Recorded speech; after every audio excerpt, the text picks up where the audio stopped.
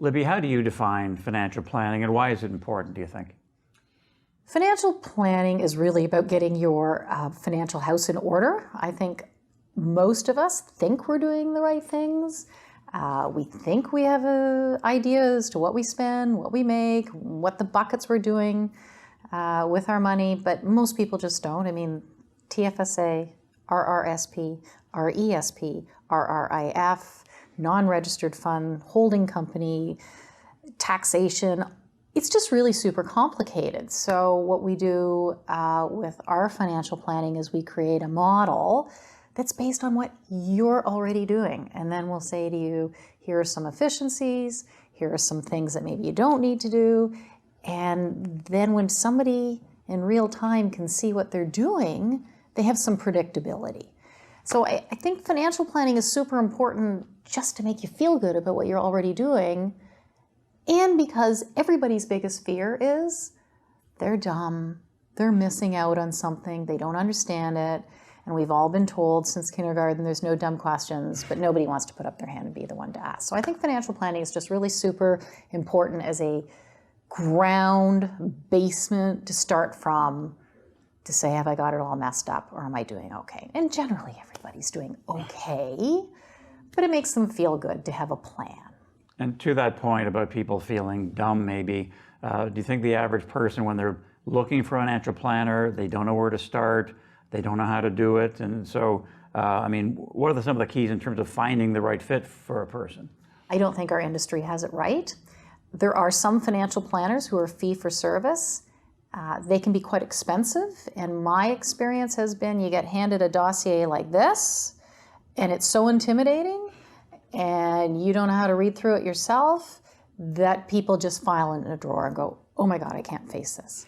So then you have the rest of the industry, like the banks, and Davis Rea is a fiduciary, and myself that has an insurance background, where we have specialists who will help you do a financial plan, and we don't charge for it. But the feeling from the client is, you have a bias, you're going to try and sell something to me at the end. And to be honest, for sure, when we're doing financial plans and we're not charging you and we like you, which is why you're sitting across from me, we want you to be a client. So we're going to point out to you how we might be able to do a better job of managing your wealth, or we might be able to use insurance to magnify and amplify what you're already doing and to safeguard your plan. So for sure, we're going to give you suggestions as to what you have to do, but we're extremely, extremely professional with the degrees. We have a chartered accountant who does it. So somebody who's up on all of the latest tax issues. But yeah, we hear that a lot from people. I don't know where to go. In fact, people say to me all the time, oh, I didn't know that you do that. And so yeah, I think it's something our industry needs to work on. But I think it's something that you should push through your fear if you're the client as to how you do this and just get one done. So let's say an individual or a family, they find a planner, be it Davis Rea or somewhere else. Yep. Then what? What are the key steps to take in order to get that right financial plan? The biggest thing, and I've actually said to this to people for years and years and years, is the more accurate information you give us, the better. So don't just say your mortgage is $800,000 and you think it's at 2%. Tell us exactly what it is, how many weeks, like you paying bi-weekly, you paying monthly, what are the amounts in your accounts. So be forthcoming. We have a list of what we want from people. We want to review your will. We want to review your buy-sell agreements.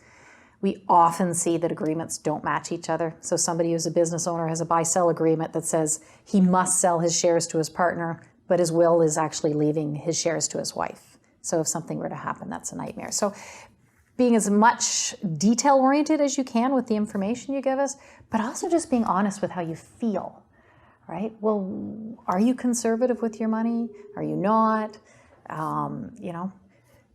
Do you like your kids? Are there two spouses? What's going on? Is there a health issue?